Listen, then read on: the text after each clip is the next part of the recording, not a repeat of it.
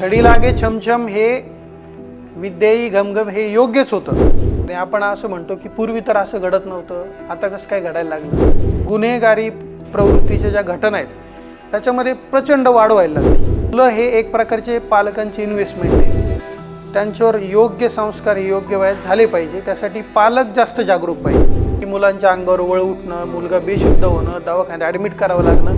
आज तुम्ही बऱ्याच मुलांचे आहे ना बॅग समजा नकळत जर चेक केलं ना, अशा गोष्टी बॅगेतून बाहेर येतात ना की ज्याचा कधीच कोणी विचार केलेला नसेल. जबाबदारी वाढते ती शाळेमध्ये काम करणाऱ्या शिक्षकाची. तिथं ज्या पद्धतीने एज्युकेशन चालतं त्याच्याही पुढचं पाऊल यांनी घेणं गरजेचं आहे. मग ना आवडते शिक्षक, मग विषय पण ना आवडता बनतो. मग शिक्षक जर फेवरेट नसेल तर ना आवडतच बनत जाणार. तर सर, तुम्ही आधी शिक्षक होतात, आता तुम्ही एका ऑर्गनायझेशनचे प्रिन्सिपल आहात. तर सर, एक शिक्षक कसा असला पाहिजे? आपण जर बघितलं ना, म्हणजे शिक्षक जर एक म्हणलं तर एक जुनी जी कन्सेप्ट अशी होती की तो एक आदर्श व्यक्ती समाजामध्ये की ज्याच्याकडे बघून बरेच जण काहीतरी घेतील आणि त्यांचं आयुष्य सार्थकी लावतील, असा एक प्रकार होता. पण आता आजच्या परिस्थितीमध्ये ना खूप वातावरण बदललेलं आहे आणि जुने जे शिक्षक होते आपल्याकडे आजही त्यांना आपण आदर्श म्हणूनच बघतो. पण आजच्या शिक्षकांना त्याच्याही पुढं जाऊन सध्याची जी काही पिढी आहे त्याच्याबरोबर म्हणजे त्यांच्याबरोबर तुम्हाला राहणं जमलं पाहिजे. कारण की असं नको व्हायला की त्या पिढीला तुम्ही बोरिंग वाटायला लागले. बऱ्याच वेळा मुलांना बोरिंग वाटतात, शिक्षक बोरिंग वाटतात आणि शिक्षकांपेक्षा बाकीच्या गोष्टी त्यांना जास्त जवळच्या वाटतात. ते नको वाटायला. तर शिक्षक आदर्श वाटले पाहिजेत आणि त्याचबरोबर शिक्षकांकडून शिकण्याची इच्छा त्यांची जास्त जागरूक झाली पाहिजे आणि त्याच्यामुळे शिक्षकांना जास्त अपग्रेड राहावं लागेल. शिक्षकाला ज्ञान पण तेवढंच पाहिजे, त्याचबरोबर अद्ययावत जे साधनं आहेत आत्ता जेणेकरून आपण मुलांपर्यंत पोहोचू शकतो त्याची माहिती त्यांच्याकडे असलं पाहिजे. आणि जो आत्ता तुटत चाललेला जो म्हणजे आपण बघतो की शिक्षक आणि मुलं यांच्यामध्ये प्रचंड गॅप दिसतो आपल्याला. तर एक इमोशनल किंवा भावनिक जो बंध आहे तो आता कमी कमी होत चाललेला दिसतो.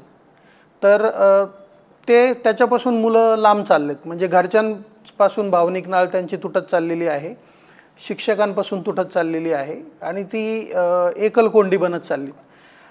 इट इज बेटर म्हणजे शिक्षकांनी जर त्यांच्याशी म्हणजे मुलांशी भावनिक जर त्यांचं जर बॉन्डिंग झालं तर आपण जे जुने जो प्रकार म्हणतो की शिक्षकांविषयी एक आदरयुक्त भीती ती असायलाच पाहिजे, जेणेकरून पिढी एका व्यवस्थित मार्गाने पुढे जाते.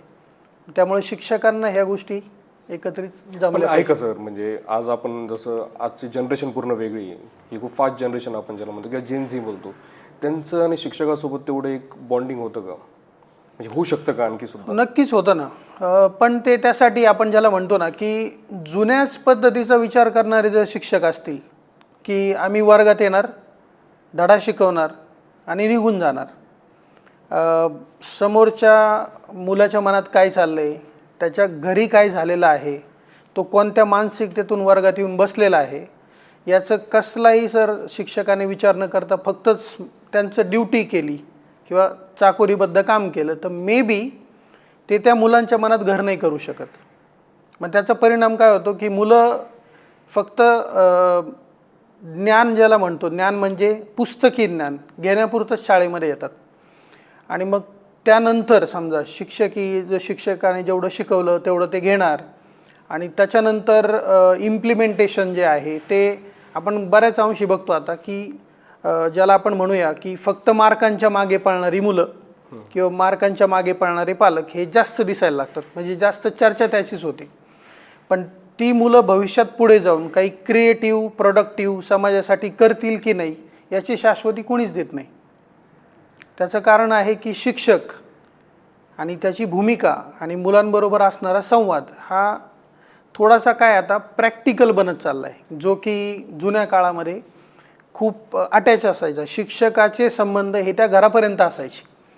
त्याचे आई वडील कोण आहेत, मुलगा बाहेर जरी एखाद्या शिक्षकाला त्याने पाहिलं तर तो लिटरली घराकडे पळत सुटायचा. त्याला वाटायचं की मी आणि जर चुकीचं काम करत असेल ना तर त्याला घाम फुटायचं हे 100% होतं.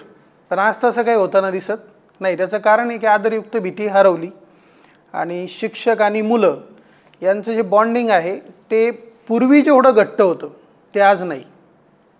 त्याच्यासाठी शिक्षकांना जास्त काम करण्याची गरज आहे. की सर आता असं पण झालं की शिक्षक जास्त फ्रेंडली झाले. म्हणजे आधी शिक्षकांची एक म्हणजे आधी असं होतं की शिक्षक छडी मारे छमछम, ते नाही का छडी वाजे छमछम विद्येही घमघम, आधी तसं होतं. आता ते नाही राहिलं. आता शिक्षकांना सुद्धा खूप काही गोष्टी एक लिमिटेशन्स आले एक दबदबा ठेवण्यासाठी मुलांवर. बरोबर.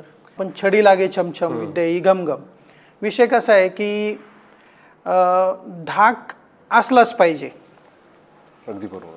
धाक असलाच पाहिजे.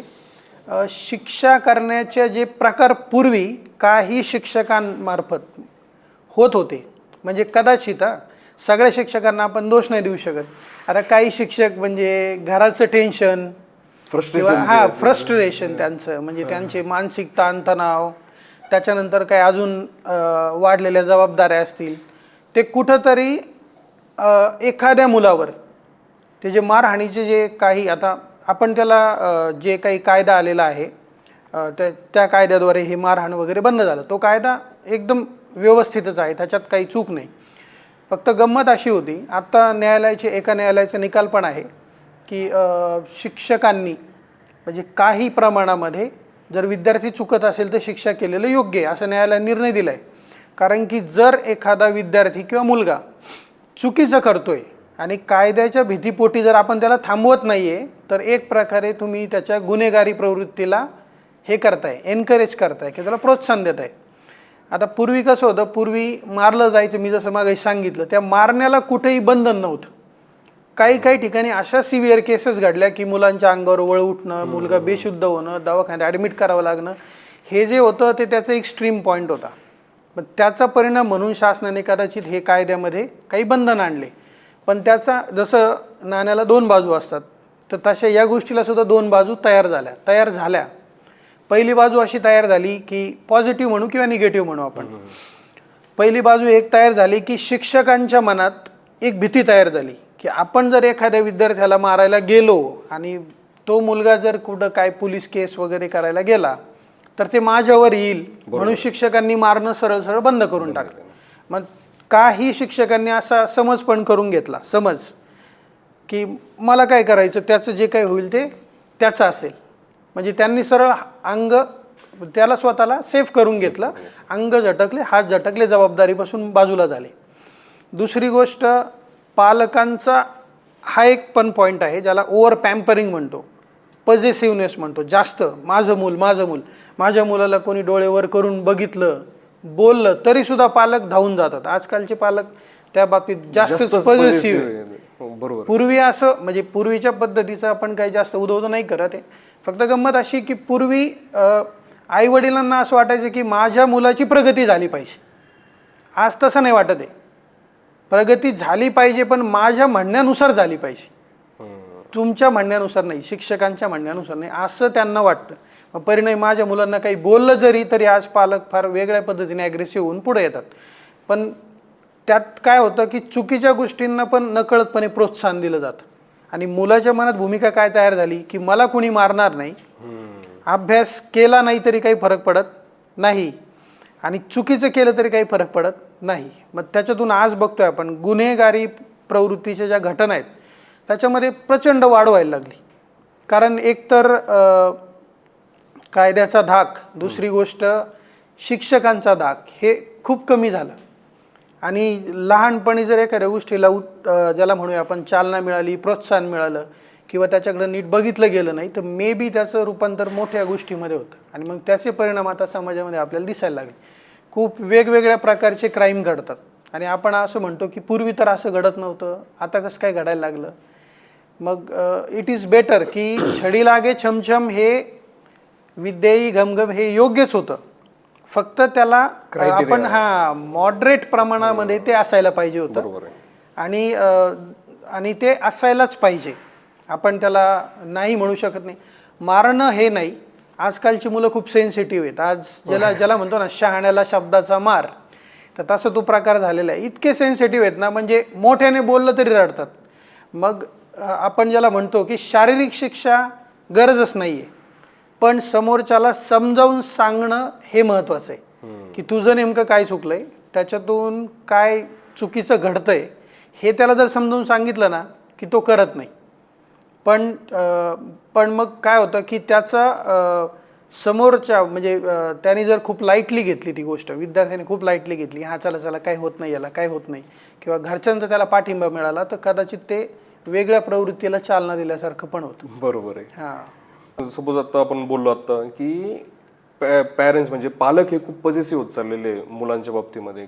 कधी कधी असं पण होतं ना की कुठला तरी शिक्षक पालकांना बोलवतो आणि मुलांबद्दल काहीतरी तक्रार करतो, तर आईवडील मुलांसमोरच त्यांना डिफेंड करण्याचा प्रयत्न करतात की नाही नाही आमच्या मुलाची चुकी नसेल, दुसऱ्या कोणीतरी काहीतरी केलं असेल. तेव्हा मुलांना सुद्धा एक सपोर्ट भेटतो की हा माझे आईवडील माझ्यासोबत आहे, हा शिक्षकच, म्हणजे त्यासाठी ॲक्च्युली शिक्षक विलन बनतो. विलन हो, बरोबर. तर तुम्हाला असं काय वाटतं की पालकांचा रोल कसा असला पाहिजे मुलांच्या शिक्षणाच्या माध्यमातून?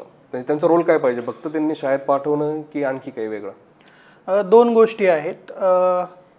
एक तर पहिली गोष्ट म्हणजे ना, पालक हे प्रचंड व्हिजिलंट पाहिजेत. व्हिजिलंट म्हणजे एकदम त्यांचं लक्ष पाहिजे मुलांकडे. लक्ष म्हणजे अशा पद्धतीने की आपलं मूल इथून शाळेत गेल्यानंतर की ते नेमकं, हे बघा आजच्या धकाधकीच्या जीवनामध्ये काय झालं आहे, मोस्ट ऑफ द ठिकाणी आपण काय बघतो, शहरांमध्ये हे जास्त जाणवतं की आई आणि वडील दोघंही सर्व्हिसमध्ये असतात, इन सर्व्हिस असतात, आणि आजी आजोबा आता ते गावाकडं वगैरे असतात, फॅमिली न्यूक्लिअर झालेले आहेत. आता जसं आपण मोठं खटल्याचं कुटुंब वगैरे हे प्रकार खूप मागे पडले. मग मुलांवर जो लक्ष ठेवायला कोण, असा एक प्रश्न तयार झाला आहे. लक्ष ठेवायला कुणीच नाही. मूल इथून शाळेत गेल्यानंतर घरी आल्यानंतर आई वडील दमलेले असतात, ते शाळेत काय केलं याच्यावर आहे ना खूप कमी त्याच्याशी बोलतात, कारण की त्यांना बाकीच्या गोष्टी पण असतात. डेली नीड्स त्यांच्या त्या काय पूर्ण करायच्या असतात, शॉपिंग असतं, कुठं फिरायला जाणं असतं, कार्यक्रम असतात. या गडबडीमध्ये आपला पाल्य शाळेमध्ये काय करतो याची ते 5 मिनिटसुद्धा उजळणी नाही करत. म्हणजे एकतर त्यांचं व्हिजिलन्स अजिबात नाही मुलांच्या बाबतीत, जो की असायला पाहिजे, खूप जास्त असायला पाहिजे. कारण की मुलं हे एक प्रकारचे पालकांची इन्व्हेस्टमेंट आहे. त्यांच्यावर योग्य संस्कार योग्य वयात झाले पाहिजे, त्यासाठी पालक जास्त जागरूक पाहिजेत. आणि त्याच्यामध्ये गंमत काय होते, पालकांची भूमिका अशी आहे, म्हणजे काही प्रायव्हेट स्कूल्समध्ये वगैरे ते फीज भरतात खूप जास्त. मग त्यांना असं वाटतं की आम्ही एवढी फीज भरतो, ही सगळी शाळेची जबाबदारी आहे, जे काय होईल मुलांच्या बाबतीत ते शाळेने बघितलं पाहिजे. आणि मग कधी कधी काय होतं, एखाद्या दिवशी असा प्रसंग येतो की त्यानिमित्त पालकांना शाळेत बोलवलं जातं, आणि शाळेत बोलवल्यानंतर तक्रार केली जाते, तुमच्या मुलाने तुमच्या मुलीने असं असं काहीतरी केलं. त्यावेळेस पालकांची भूमिका अशी असते की हे होऊच शकत नाही, माझा मुलगा मुलगी पाल्य असं करूच शकत नाही. विश्वासच बसत नाही त्यांचा. का तर त्यांच्यासमोर मुलाने दाखवलेला एक चेहरा, तो त्यांच्यासमोर हा खूप सोज्वळ असतो, पण प्रत्यक्षात तो रोज काय करतोय, कारण की शिक्षकांनी त्याच्या छोट्या छोट्या चुकांवर माईट बी पांघरून घातलेलं असतं. एक दिवस ते मोठं होऊन समोर येतं, त्यावेळेस कुणीही ॲक्सेप्ट करायला ते तयार होत नाही. मग अशा वेळेस आहे ना, पालक त्याच्या बचावाच्या भूमिकेत असतात, पाल्याच्या बचावाच्या भूमिकेत असतात, याला वाचवतात. आणि हवं तर ते शिक्षकाला पण ते ब्लेम करतात. पण पालकांना ही गोष्ट म्हणजे थोडीशी विचारात घेतली पाहिजे की शिक्षक ज्यावेळेस पाल्याच्या बाबतीत काही सांगतोय, तर शिक्षकाला त्याच्यापासून काही फायदा नसतो, त्याला काही त्याचा बेनिफिट भेटणार नाही. तो फक्त त्या मुलाच्या झालेल्या चुका ज्या आहेत ते तुमच्यासमोर आणण्याचा प्रयत्न करत असतो. तर यावेळी पालकांची भूमिका ही कशी असली पाहिजे? पहिली गोष्ट तर तुम्ही व्हिजिलंट असलंच पाहिजे तुमच्या मुलाच्या बाबतीत. तुमच्या मुलाच्या बॅगेत काय आहे हे सुद्धा पालक बघत नाहीत.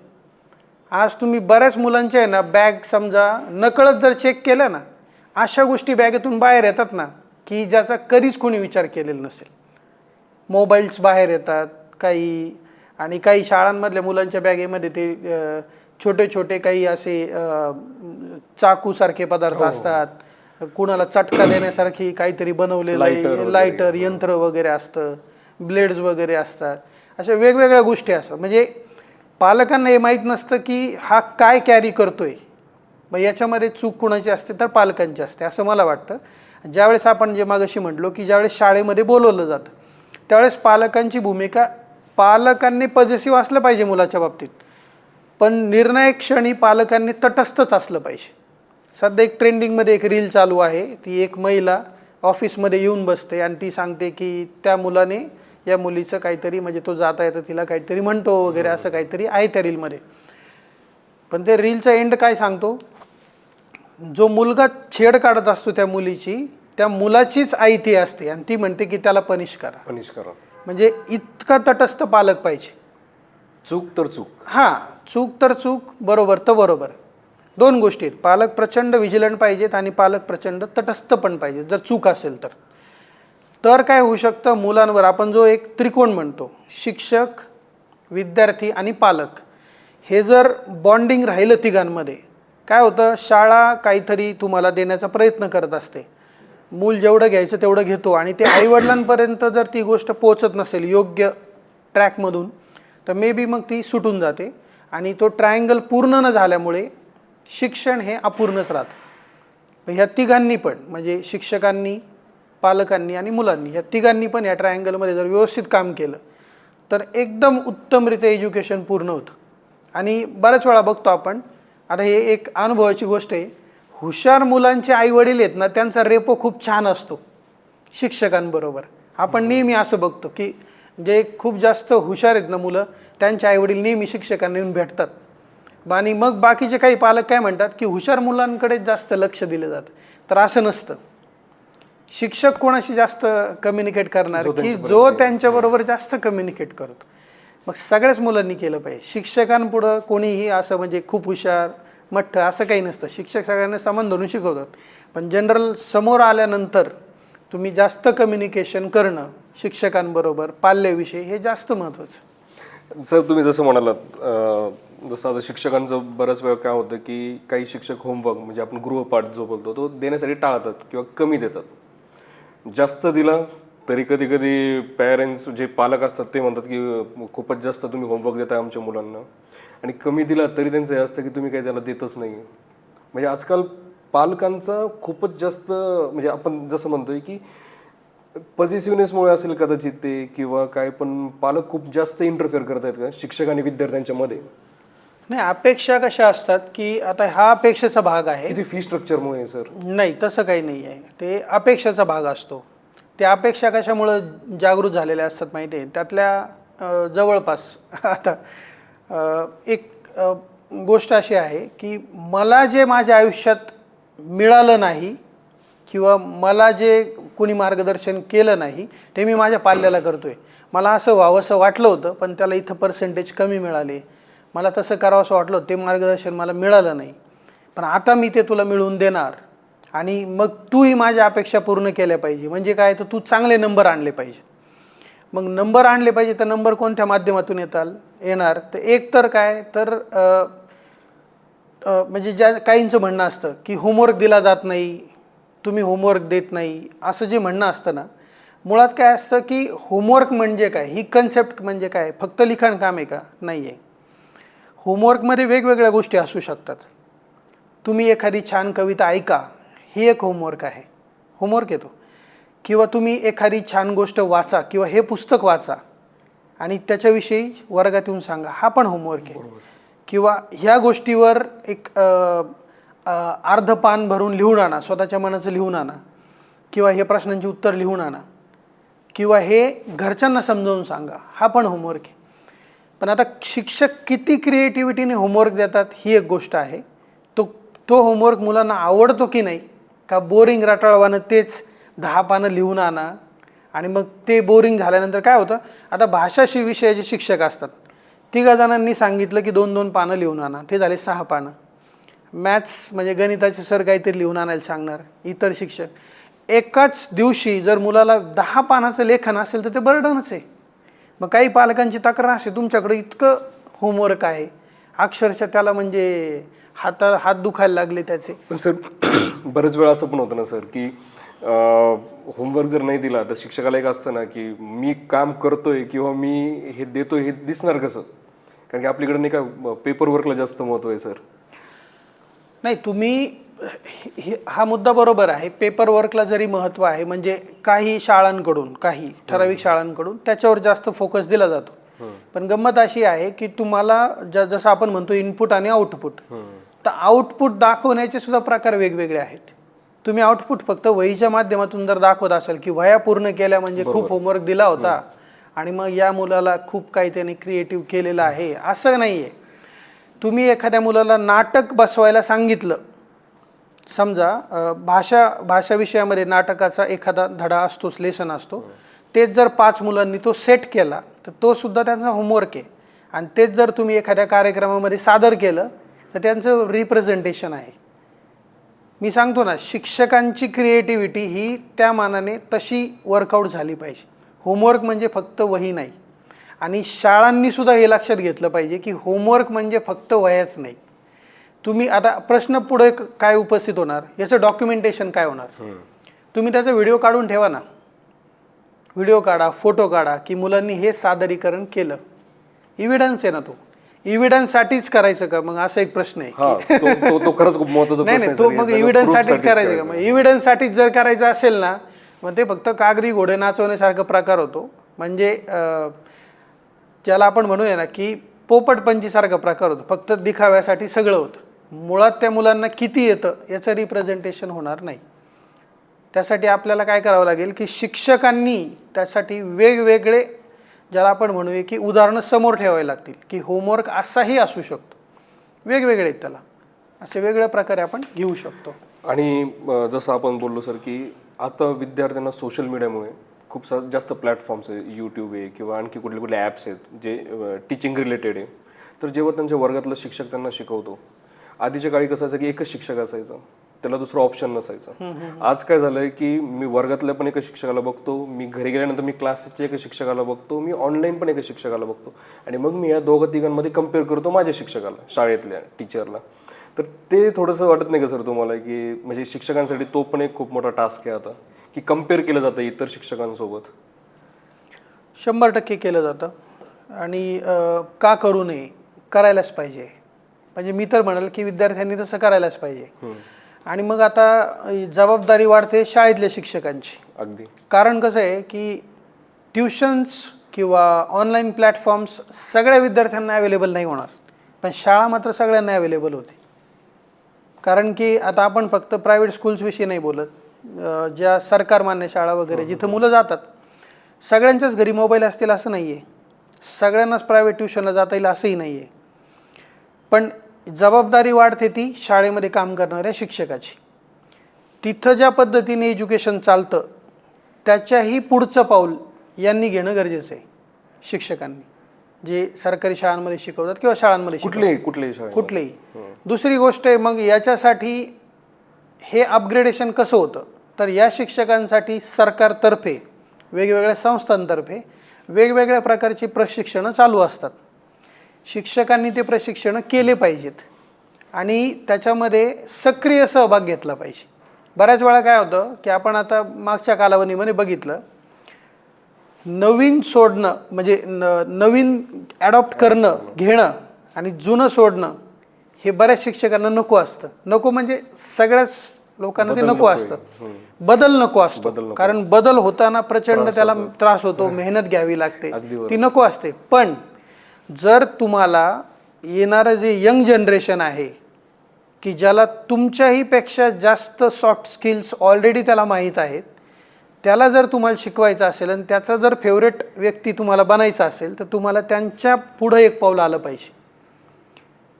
तुम्हाला इंस्टाग्राम माहिती पाहिजे, कारण की जर उद्या एखाद्या मुलाने प्रश्न विचारला इंस्टाग्रामवर असं असं आणि शिक्षक म्हणला की नाही मला माहितीच नाही इंस्टाग्राम काय, तर तो शिक्षक त्या मुलाच्या दृष्टीमध्ये मागासलेला काउंट होतो लगेच. या शिक्षकाला काय माहिती नाही, अपग्रेड नाही. मुलांना आज खूप सगळ्या गोष्टी, आता चॅट जीपीटी आहे, आता हे मुलांना माहिती आहेत, पण बऱ्याचशा शिक्षकांना माहीत नाही आहे काय. आणि आपण आता AI याच्यावर काम करायला लागलोय, आर्टिफिशियल इंटेलिजन्सवर. आज किती शिक्षकांना माहिती आहे की आर्टिफिशियल इंटेलिजन्स काय प्रकार आहे, बऱ्याचशांना माहीत नाही. जर शिक्षक हा अपग्रेड नसला तर कदाचित तो मुलांचा आयडॉल होणार नाही. आणि जर शिक्षक मुलांचा आयडॉल नसेल, ते कोणत्याच दृष्टिकोनातून शिक्षकांचं अनुकरण करणार नाहीत आणि तो त्यांचा फेवरेट कधीच नाही बनू शकत. आणि जर फेवरेट नसेल ना, मग ते आपण म्हणतो ना, बऱ्याच लोकांना मॅथ्स आवडत नाही. त्याचं कारण असतं की मॅथ्सचे शिक्षक पूर्वीचे कसे असायचे, जरा फटके वगैरे द्यायला, कन्सेप्ट समजला नाही की मग ना आवडते शिक्षक, मग विषय पण ना आवडता बनतो. मग शिक्षक जर फेवरेट नसेल तर ना आवडतंच बनत जाणार. मग ते बाहेरचे जे लोक आहेत, तुम्ही जसे म्हणता प्रायव्हेट ट्युशन्स किंवा यूट्यूबवर दिसणारे, मग ते जास्त जवळचे वाटतात, कारण की ते अपग्रेड असतात, वेगवेगळे चित्र दाखवतात. कंपॅरिझन होते सर. कंपॅरिझन व्हायलाच पाहिजे सर. आज जगामध्ये कशाचं कंपॅरिझन होत नाही. आपण दुकानात मोबाईल घ्यायला गेलो तरी आपण कम्पेअर करतो, भाजी घ्यायला गेलो बाजारात तरी कम्पेअर करतो. ऑब्विसली विद्यार्थी सुद्धा आहे ना एक प्रकारचे ॲडॉप्टर आहेत, ते काही ना काही स्वीकारतात, पण ते काय घेणार, जे जास्त चांगलं दिसतं, जास्त बेटर वाटतं तेच घेणार. मग याच्यात शिक्षकांची भूमिका जास्त महत्त्वाची. आपण जास्त अपग्रेड व्हायला पाहिजे आणि मुलांना ते द्यायला पाहिजे, तरच ते होऊ शकतं. मीन्स सोशल मीडिया आज तो ॲक्च्युली आपण तर त्याचे दोन बाजू आहेत सोशल मीडियाच्या, पण आपण जे बघतोय की जास्तीत जास्त जे तोटे विद्यार्थ्यांच्या जीवनामध्ये, तर सर तुम्हाला असं काय वाटतं की विद्यार्थ्यांना त्यापासून लांब कसं ठेवलं पाहिजे, की जास्तीत जास्त पुस्तकाजवळ त्यांना कसं ठेवलं पाहिजे? सर सोशल मीडियाचा तर अतिवापर म्हणूया आपण. ह्याला पालक पण जबाबदार आहे, कारण की ते पण हातामध्ये सतत फोन घेऊन असतात.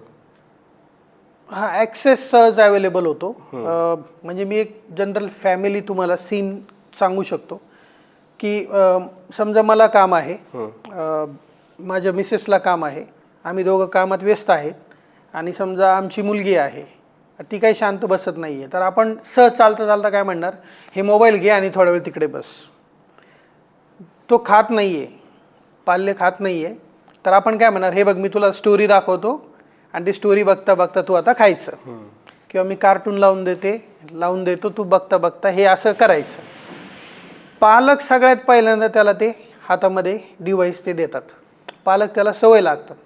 आता त्याच्यामध्ये असणारा कंटेंट आहे ना, तो त्याच्या मेंदूवर खूप जास्त परिणाम करत असतो, कारण की त्याच्यामधला कंटेंट हा प्रत्येक क्षणाला नवीन आहे, इंटरेस्टिंग आहे, कलरफुल आहे, अट्रॅक्टिव्ह आहे. त्याच्यापेक्षा बाहेरचं जग आहे ना हे एवढं नाही आहे, मग तो त्याच्याकडे जास्त ओढला जातो. आणि त्याची जबाबदारी टाळण्यासाठी बऱ्याच वेळा त्याला ते टूल्स अवेलेबल पालकांकडूनच करून दिले जातात. शाळा तसले टूल्स काही देत नाही, बाहेर कुणीही देत नाही. मग परिणाम असा होतो की त्याचा इम्पॅक्ट, ते मुलं ॲडिक्टेड बनत जातात, ठराविक मुलं, आणि त्याचेच परिणाम मुलांमध्ये चिडचिडेपणा वाढतो. परत त्या वस्तूला जर कोणी हात लावला तर ते तोडफोड करायला सुरुवात करतात. काहींना ते गेमिंग वगैरे, आता काही जे ज्याला म्हणूया की 8वी ते 12वीच्या दरम्यानची मुलं आहेत, तर त्यांना ऑनलाईन गेमिंगमध्ये की असं एक घोळका करून बसतात आणि त्याच्यावर ते खेळत असतात. मग त्याच्यातून वेगवेगळे ज्याला निगेटिव्ह आपण म्हणूया काही गुणधर्म, ते सुद्धा त्याच्यामधून डेव्हलप व्हायला सुरुवात होऊ शकते. त्याचं कारण आहे की ते टूल फार इम्पॅक्ट करतं त्यांच्या मेंदूवर, बट त्याचा तो निगेटिव्ह पॉईंट आहे. आता जसं आपण म्हणतो की एक आपण निबंधाचा विषय कायम चर्चेमध्ये घेतलेला असतो, लिहिलेला पण असेल, विज्ञान शाप की वरदान, दूरदर्शन शाप की वरदान, दोन्ही अँगल आहेत. ते जे टूल आहे लिमिटेड ॲक्सेसमध्ये पालकांच्या मार्गदर्शनाखाली जर त्याचा पॉझिटिव्ह उपयोग केला तर ते खूप चांगलं आहे शिकण्यासाठी. पालकांच्या, आपण जसं म्हणतो ना दिवाळीला फटाके, हे पालकांच्या नजरेमध्ये असताना वाजवले तर म्हणजे त्या मुलांना सेफ्टी राहतं. अगदी तसं ते पॉझिटिव्ह आहे. आणि निगेटिव्ह म्हणजे असं आहे की त्याच्यावर बंधनं नाहीत, मुलं काय कंटेंट बघतात हे पालकांना माहीत नाही. मग ते जास्त भयानक असतं, कारण की तो ओपन सोर्स आहे. आज तुम्ही गुगलवर काय टाईप करता आणि त्याच्यावर काय समोर येईल हे बघा. आज समजा तुम्ही एक छोटीशी गोष्ट टाईप केली ना, ती तेवढीच येते असं नाही आहे. तुम्हाला खाली अनलिमिटेड गोष्टी ओपन होतात, आणि मुलं कोणत्या साईडला जाऊन काय बघतात हे पालकांनाही माहिती होऊ शकत नाही जोपर्यंत त्यांचा वॉच नसेल तर. आणि त्याचे परिणाम निगेटिव्ह होतात. मुलं सुरुवातीला कदाचित घरातल्या घरात कोणाचा मोबाईल वापरतील, नंतर बाहेर मित्रांचे वापरतील, आणि नंतर त्याचं एकदम ज्याला आपण म्हणूया की रॉंग टर्नसुद्धा होऊ शकतो. होतं ना सर तसं, की आपण बऱ्याचशा मुलांबद्दल असं बोलतो नाही का, की लहानपणी खूप हुशार होता, त्याला 10वीला एवढे टक्के पडले होते. किंवा आपण बरेचसे विद्यार्थी बघतो, मुलं मुली दोन्ही पण असतील, की त्यांना 10वी 11वी 12वी किंवा 10वी आणि 12वी हे आपल्या जास्त आपण त्यांना कन्सिडर करतो की एक हुशारचं एक आपण तिथे एक पकडतो. तर असं पण होतं ना की 10वी आणि 12वीला चांगले मार्क पाडणाऱ्यांचं पुढं फ्युचर कुठेतरी ते रॉंग टर्नला किंवा काहीतरी होतं. सर नेमकं सर अशा कुठली गोष्ट होत असेल सर अशी की एक अति हुशार असतात किंवा त्यांच्याकडनं असे कुठले पावलं चुकीचे पडत असतील? कारण की 10वी-12वीला चांगले मार्क्स आहे, त्यानंतर ते अर्थात शिक्षकांचे पण त्यांच्याबद्दलच्या अपेक्षा वाढतात, कुटुंबाच्या पण वाढतात, आणि नंतर असं कळतं की नाही, हे कुठेतरी ट्रॅक मिस केला या विद्यार्थ्याने. त्याचं एक मला एक असं वाटतं, म्हणजे वैयक्तिक असं वाटतं की 10वीपर्यंत 10वी-12वीपर्यंत एक शालेय जीवन चालू असतं, जे आपण ज्याला म्हणतो ना, ज्याला खूप जास्त मार्क मिळाले तो शालेय जीवनामध्ये असतो तो. आणि ज्यांना जास्त मार्क्स मिळणारे आहेत असे बरेचसे विद्यार्थी, म्हणजे जवळपास जास्त प्रमाणातले विद्यार्थी, त्यांच्यावर आहे ना घरच्यांचं आणि शाळेवाल्यांचं खूप, म्हणजे शाळेत काम करणाऱ्या लोकांचं खूप जास्त लक्ष असतं. पण 11वी-12वी शाळा सुटल्यानंतर ज्यावेळेस कॉलेजेस चालू होतात किंवा डिप्लोमा डिग्रीकडे मुले जातात, तर शाळा म्हणजे ज्या कॉलेजेसमध्ये वगैरे आहे तिथं त्या मुलांवर तिथल्या प्राध्यापकांचं म्हणा, अध्यापकांचं म्हणा, कितपत लक्ष आहे याची आपण कोणतीही खात्री देऊ शकत नाही. दुसरी गोष्ट आहे की मुलं ज्यावेळेस मोठी होतात, 10वी-12वी झाली, पालकांचं जो हे असतो नियंत्रण असतं ते थोडंसं कमी होतं. आणि त्यांना असं वाटतं, म्हणजे पालकांनाही असं वाटतं आणि मुलांनाही असं वाटायला लागतं की आता आम्हाला काही समजायला लागलं आहे, माहिती व्हायला लागलं आहे, तर आता आम्ही आमचे निर्णय घेतले पाहिजेत. आणि जर योग्य मार्गदर्शन मिळालं नाही आणि ते जर त्यांच्याच मनाप्रमाणे निर्णय घेत गेले किंवा घेतात आणि परिणाम मग असं जाणवतं आपल्याला की कधी कधी त्यांचे निर्णय हे चुकतात. आणि मग आपण म्हणतो की या मुलाला तर 10वीमध्ये तर टॉपर आलेला, आज या अवस्थेला कसा पोहोचला, किंवा या 12वीला तर इतके मार्क्स मिळाले होते, आज तर तो त्या मानाने काही डेव्हलप झाला नाही. त्याचं कारण असं असतं की मार्गदर्शन न घेता कदाचित त्याने काहीतरी डिसिजन असा घेतलेला असतो की ज्याच्यात तो त्याला प्रूव्ह करू शकलेला नसतो. मग परिणाम असा होतो की ते प्रूव्ह न केल्यामुळे तो फेल्युअरकडे जातो. आणि मग समाजामध्ये ते लक्षात येतं की सुरुवातीला तर खूप छान परफॉर्मन्स होता, पण मात्र आता घसरला, असं होतं. आणि असं आहे, आपल्याकडे पण त्या केसेस आपल्याला बघायला भेटतात. आणि सर आता आणखी एक बरं का, म्हणजे ॲज अ पॅरेंट म्हणून मी तुम्हाला विचारेल की आता बऱ्यापैकी घरांमध्ये नाही का मुलाला शाळेत टाकताना ना 2 पर्याय ठेवतात. ते एकतर एक वर्ग असा असतो घरातला, नाही आम्ही नाही का मराठी शाळेत शिकलो, आम्ही पण झेडपीतच होतो ना, पोराला आपण तिथंच टाकू. आणि एक वर्ग असतो, नाही आता आपल्याला सगळ्यांची मुलं, इतरांची मुलं इंग्लिश मिडियमला आहे, किंवा पुढचं फ्युचर पाहून नाही का आपण इंग्लिश मिडियमला टाकावं. असे 2 वर्ग सर घरामध्येच असतात, 2 पक्ष आपण म्हणू, जसं नाही का 2 पक्ष असतात की एक म्हणतो की नाही आपण झेडपीकडे जाऊयात किंवा मराठी मीडियमला जाऊयात, आम्ही शिकलो नाही का. कारण की एक जुनी पिढी असते जी म्हणते की आम्ही नाही का शिकलो, आणि एक पिढी असते जी म्हणते नाही आम्हाला ह्याला इंग्लिश मिडियमकडे टाकायचं आहे. तर हे कसं घेतलं पाहिजे सर या गोष्टी? गंमत अशी आहे की इंग्लिश मीडियम म्हणजे नावामध्येच आहे, मराठी माध्यम आणि इंग्लिश मीडियम. मुळात काय आहे की आपल्याला जे ज्ञान घ्यायचं आहे ते घेण्याचं जे माध्यम आहे ते कोणतं निवडतो. बऱ्याच वेळा आता बऱ्याचशा पालकांना असं वाटतं की आपण मराठी माध्यमामध्ये शिकलो म्हणून आम्हाला ते करता आलं नाही. पण तसं बघितलं तर मराठी माध्यमात शिकलेले लोक, म्हणजे मातृभाषेच्या माध्यमात शिकलेले लोक आज कलेक्टर आहेत किंवा कुठं मोठ्या पदावर आहेत, सायंटिस्ट आहेत. आता हे त्यांच्या माध्यमामध्ये शिकलेले लोक आहेत. असं नाही की इंग्रजी माध्यमात शिकला आणि तो फार उच्च पदावरती काम करतोय, असं काही नाही. असं आपण खूप सगळे उदाहरणं बघू शकतो. दोन्हीकडे आहेत सर, दोन्हीकडे पण आहेत.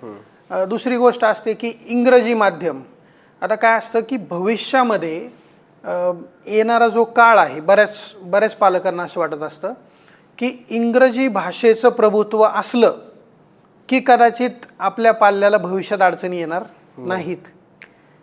भाषा ही एक स्किल आहे. आज ही गोष्ट आपण समजून घेतली पाहिजे. भाषा एक स्किल आहे. जसं तुम्हाला इंग्रजी यावं वाटतं ना, तसं हिंदी पण यावं वाटलं पाहिजे, तसंच मराठी पण उत्तम जमलं पाहिजे. मग तसंच जर्मन का नाही, तसंच फ्रेंच का नाही, का फक्त ते अवेलेबल आहे म्हणून तेच का?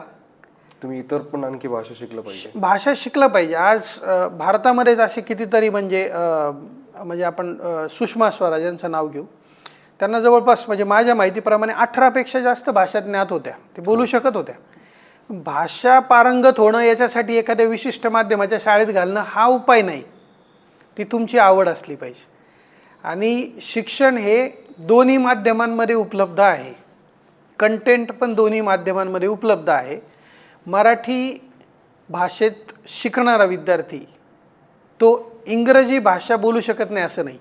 आता माझं उदाहरण आहे, मी स्वतः मराठी माध्यमामधला आहे, पण मी इंग्रजी माध्यमाच्या शाळेवर मुख्याध्यापक आहे, असं काही नाही.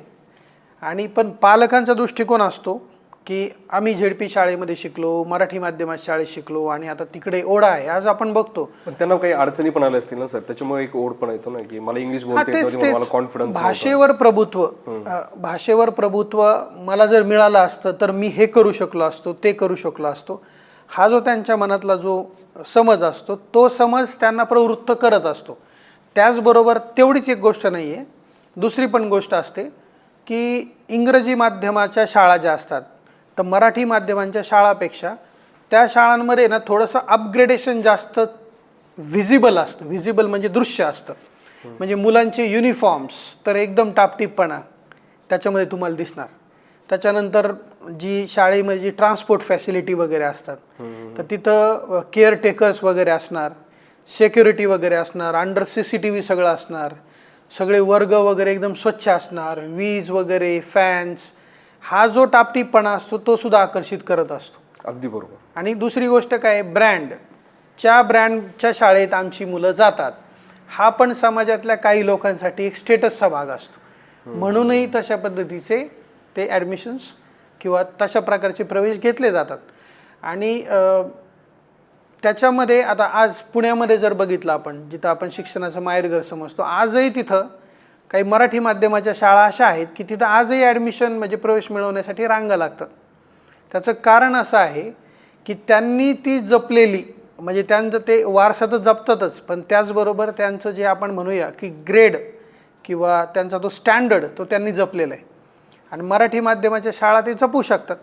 फक्त त्याच्यासाठी स्वतः शिक्षकांनी म्हणा किंवा त्या शाळेच्या प्रमुखांनी म्हणा तेवढं त्यांचं पोटेन्शियल, त्यांचं कॅलिबर वापरून त्या म्हणजे शाळा हे तसं त्या गावासाठी म्हणा, त्या भागासाठी म्हणा, हे एक डेव्हलपमेंटचं साधन आहे.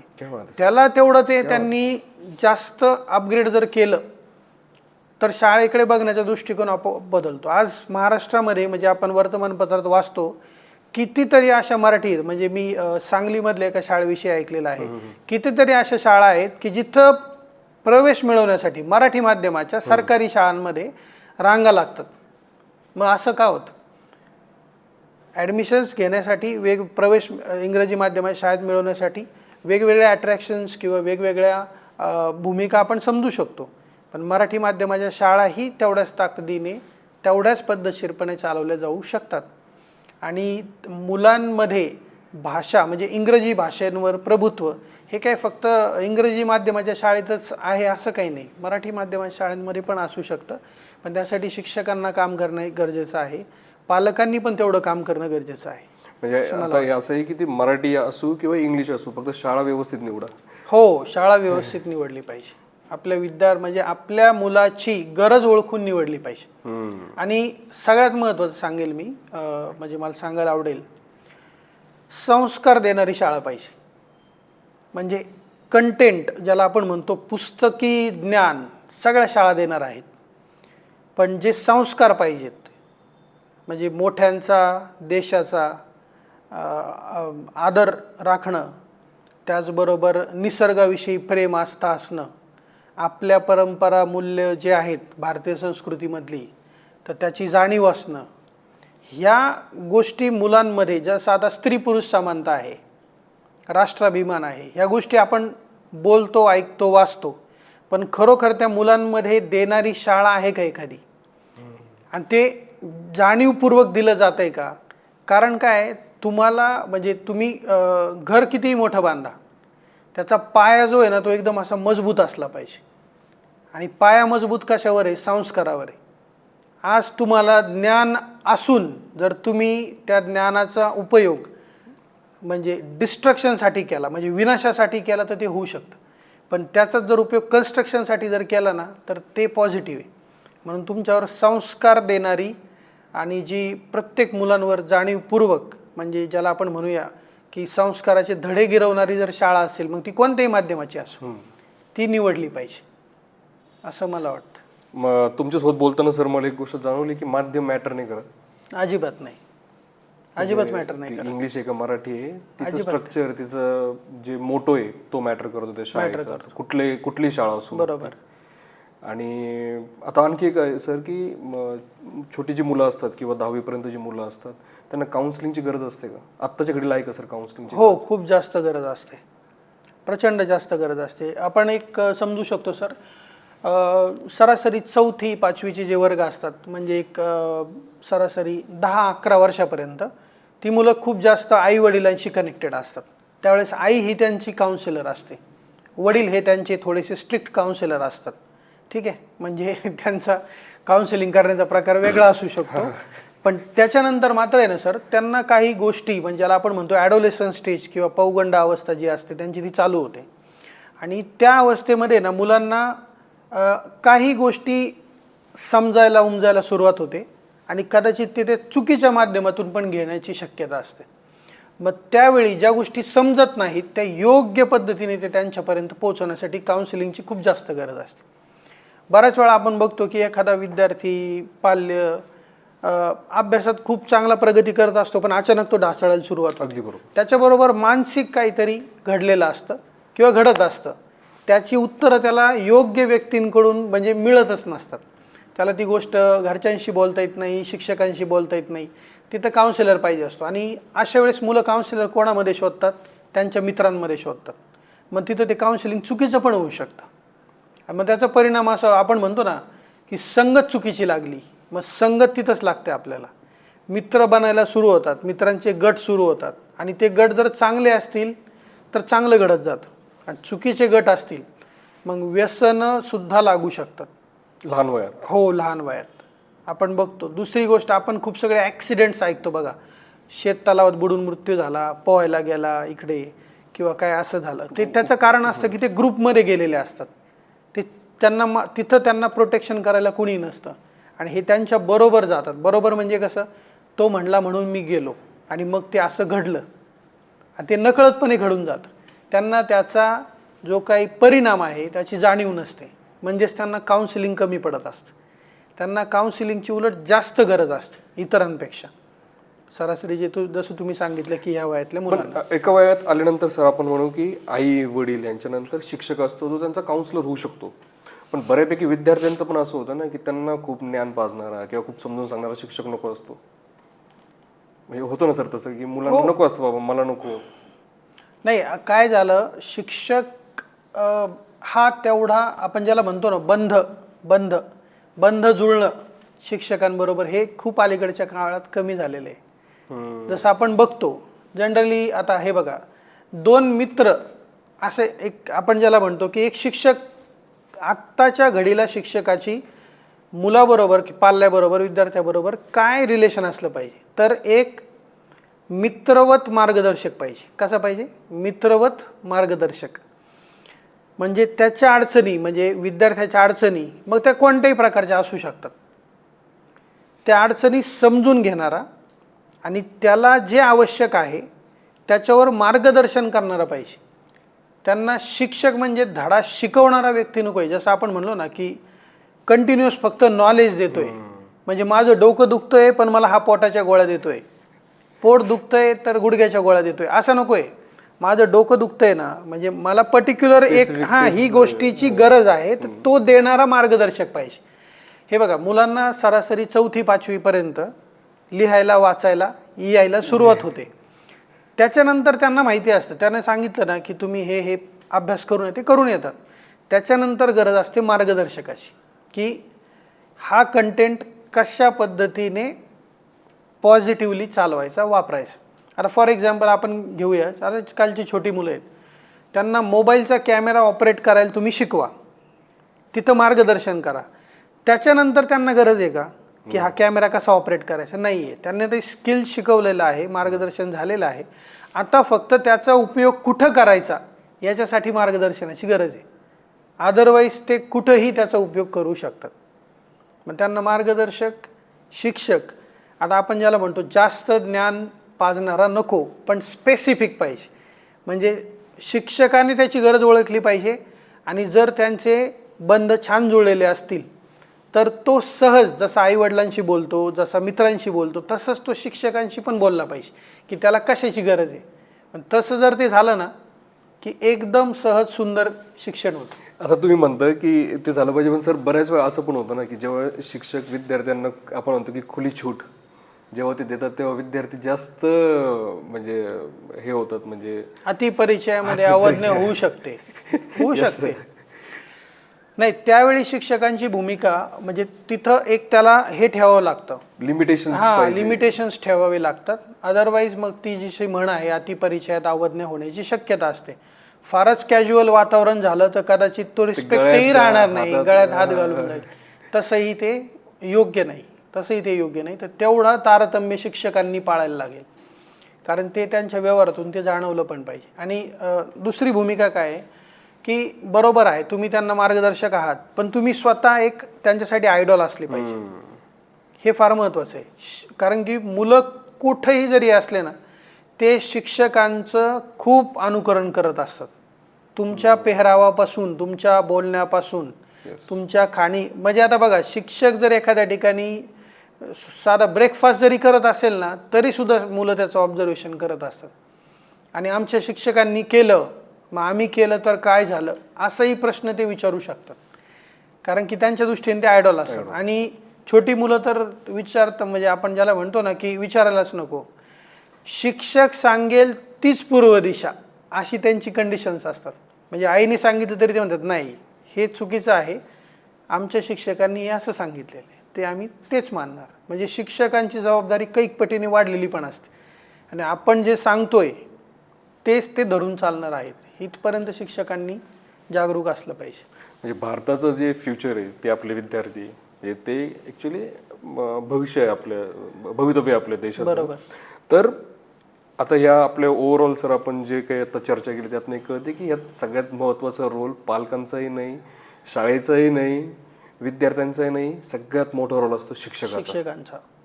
त्याच्यामुळे ते जास्त आपण जे म्हणतो की त्यांच्या खांद्यावर खूप जास्त ओझ आहे, खूप जास्त ओझ आहे. आणि शिक्षकांनी मग ही जबाबदारी ज्यावेळेस आपण म्हणतो शिक्षक आहे ना, जर शिक्षक असणं हा एक प्रकारचं आहे ना, आपण याला म्हणूया की त्यासाठी एक शब्द म्हणता येईल आपल्याला की हे एक प्रकारची उपासना आहे, उपासना म्हणूया आपण त्याला, किंवा हे एक प्रकारचं व्रत असतं. जसं आपलं बोलताना मी नेहमी म्हणत असतो की एखाद्या सेलिब्रिटीप्रमाणे शिक्षकाला राहावं लागतं. तुमच्यावर खूप सगळे बंधनं असतात, तुम्ही काही गोष्टी समाजामध्ये नाही करू शकत, सगळ्यांसमोर करू शकत नाही. त्याचबरोबर तुमचं जे वागणं आहे ते पण एकदम आदर्शच असलं पाहिजे. म्हणजे ज्यावेळी तुम्ही हे स्वीकारता, शिक्षक बनणं स्वीकारता, तर आपसुकच तुम्हाला ह्या गोष्टीसुद्धा स्वीकारणं अपरिहार्य आहे. म्हणजे ज्याला आपण म्हणतो ना की शिक्षक झाल्यानंतर टर्म्स अँड कंडिशन्स तुमच्या सोबत आहे, बरोबरच येणार आहे. आणि तुमचं बोलणं आणि वागणं याच्यात फरक नसला पाहिजे. एक मराठीमध्येच म्हण आहे, बोले तैसा चाले त्याची वंदावी पाऊले. मग जर तसं असेल ना तर तो शिक्षक समाजामध्ये नक्कीच आदर्शवत राहतो आणि सगळ्यांकडून त्याला मान सन्मान भेटतो 100%. पण मग कुछ पाने के लिए कुछ खोना भी पडता है. तशी ती कंडिशन आहे. जर तुम्हाला काही पाहिजे असेल, म्हणजे तुम्हाला तो मान सन्मान ते पाहिजे असेल, तर तुम्हाला काहीतरी गमवावं लागेल. ते म्हणजे आपण जसं कोणी कसंही वागतंय, कसंही राहतंय असं तुम्हाला बनवून चालणार नाही, अशी एक आहे. सर असं पण बऱ्याच वेळ होतं ना की एक आपण जसं म्हणतो मेंढीचा कळप असतो नाही, कधी चाललेला असतं, तसं 10वी पास झाले, 12वी पास झाले, किंवा बरेचसे विद्यार्थी असे पण असतात की त्यांना कुठल्याही प्रकारचं ध्येय नसतं, ते फक्त गो विथ द फ्लो चालू असतं त्यांचं. आणि एका सर्टन पॉईंटला गेल्यावर त्यांच्या पालकांना त्यांना पण असं वाटायला लागतं की अरे आता करायचं काय, म्हणजे आता आपल्या मुलाचं भवितव्याचं काय होणार आहे, त्याच्या फ्युचरचं काय होणार आहे. तर अशा वेळेस सर तुम्ही काय सांगाल, असं तुम्ही काय गाईड कराल पालकांना आणि विद्यार्थ्यांना सुद्धा? सगळ्यात महत्त्वाची गोष्ट आहे की ध्येयाविना जे जीवन असतं ना ते आपण म्हणूया की त्याला अंतच नाही, किंवा अंत नाही, किंवा त्याचा अंत काही ठीक नाही. हॉलिवूडमधला एक स्टार आहे जेसन स्टॅथम नावाचा, त्याचा एक कोट आहे. तो जेसन स्टॅथम जो आहे त्याचं म्हणणं असं आहे की जहाजाला जर त्याचा ठिकाणा माहीत नसेल ना तर ते जहाज पूर्ण आयुष्यभर भरकटत राहील. गंमत अशी आहे आपल्या शिक्षण पद्धतीमध्ये किंवा बऱ्याच वेळा असं घडतं की पालकांना आणि विद्यार्थ्यांना सुद्धा नेमकं विद्यार्थ्याला भविष्यात काय करायचं आहे किंवा त्याचं ध्येय काय आहे हे ठरवतानाच खूप उशीर होतो. बऱ्याच वेळा त्याचं ग्रॅज्युएशन होतं, पोस्ट ग्रॅज्युएशन होतं, त्यानंतर बरेचसे पालक शोधाशोध करायला लागतात की आमच्या मुलाने आता काय केलं पाहिजे, आता मुलीने काय केलं पाहिजे. आणि मग नंतर आपण काय करतो, नोकऱ्यांचे मथळे बघतो आणि त्याच्या खालचे क्वालिफिकेशन सर्च करतो. मग नंतर लक्षात येतं अरे या पदासाठी तर जे पाहिजे ते आपल्याकडे नाहीच आहे, आता आपण सुरुवात करू. आणि ऑलरेडी त्याच्या वयाची 20-22 वर्ष पूर्ण झालेली असतात, खूप उशीर झालेला असतो आणि परत त्याचे पहिले पाढे पंचावन्न चालू होतात. याच्यावर मला फक्त एक असं सुचवावं असं वाटतं म्हणजे पालक विद्यार्थ्यांना की तुम्हाला जे काही बनायचं आहे भविष्यामध्ये, जे काही तुमचं ध्येय आहे ते तुम्हाला निश्चित मिळणार आहे, पण ते तुम्ही जेवढ्या शक्य असेल तेवढ्या लवकर त्याची निश्चिती केली पाहिजे. तुम्हाला जे काय बनवायचं ते ठरवा आणि मग त्याच्या दृष्टीने तुमचं नियोजन असलं पाहिजे. तुम्ही काही पण बनू शकता, IAS ऑफिसर बनू शकता, तुम्ही सायंटिस्ट बनू शकता, तुम्ही फॉरेनमध्ये जॉब करू शकता, बिझनेस सेटअप करू शकता, पण ते करण्यासाठी तुम्हाला काय, त्याच्यासाठी त्याचे मैलाचे दगड हे तुम्ही आधी ठरवले पाहिजेत की एखाद्या गोष्टीपर्यंत जाण्यासाठी मला हे हे हे असं करावं जावं लागेल तरच ते अचीव होईल. आणि ते जे ध्येय तुम्ही एकदा ठरवलं तर त्या ध्येयापासून अजिबात विचलित होण्याची गरज नाही. कारण कोणत्याही गोष्टीसाठी जर आपण ज्याला म्हणूया की सातत्याने जर मेहनत केली आणि लगन असून मेहनत केली, चिकाटीने मेहनत केली, ती गोष्ट सत्यात उतरते म्हणजे उतरतेच. काहीच अशक्य नाही, काहीही तुम्ही अचीव करू शकता. त्यासाठी पहिला मुद्दा सगळ्यात महत्त्वाचा, ध्येयाबाबत असणारी स्पष्टता ही लवकरात लवकर असली पाहिजे. नाहीतर काय होतं, खूप उशिरा जाणीव होते की मी हे करायला पाहिजे आणि त्यावेळेस कदाचित वय पण निघून गेलेलं असतं, संधी पण गमावलेल्या असतात आणि मग पश्चातापाशिवाय हातात काही राहत नाही. त्याच्याऐवजी तुम्ही जेवढे म्हणजे शालेय वयातच शक्यतो, हां मुलांना त्या गोष्टी माहिती नसणार आहेत, पण पालकांनी मात्र त्यांना मार्गदर्शन आधीच केलं पाहिजे आणि एका पर्टिक्युलर म्हणजे अशा स्पेसिफिक ध्येयावर लक्ष केंद्रित करून त्या दृष्टीने जर मार्गक्रमण केलं तर भावी जी पिढी आहे तर ते म्हणजे ज्याला आपण म्हणतो ना चंचल, तर असे नसतील, तर ते एका ठराविक गोष्टींसाठी ते मार्गक्रमी झालेले दिसू शकतात आपल्याला. खूप छान सर, तुम्ही खूप चांगलं विश्लेषण केलं सर. आणि आजचा आपला जो टॉपिक होता मी, विद्यार्थी आणि शाळा, सर हे पूर्ण टॉपिक्स तुम्ही कव्हर केले आणि धन्यवाद सर, तुम्ही इथं आलात आणि आम्हाला खूप चांगल्या पद्धतीने गाईड केलं. Thank you so much sir. Thank you sir.